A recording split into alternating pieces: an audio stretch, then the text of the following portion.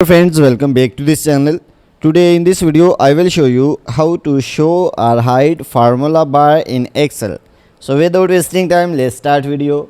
If you find this video is helpful for you, then please give like this video and subscribe our channel. So let's start. So you can see the formula bar is disappear. To show the formula bar, so you can see view option. So just click on it. So when you will click on view options, so here you can see show box.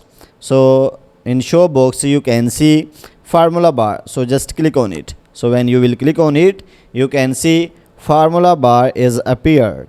So if you want to hide it, so just unselect the formula bar. So you can see formula bar again disappear.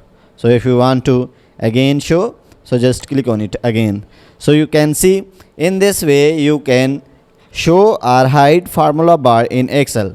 So guys, if you want to watch more useful videos related to Excel, then go to playlist and you can find more useful videos related to Excel. So guys, if this video is helpful for you, then please give like this video and subscribe our channel. Thanks for watching.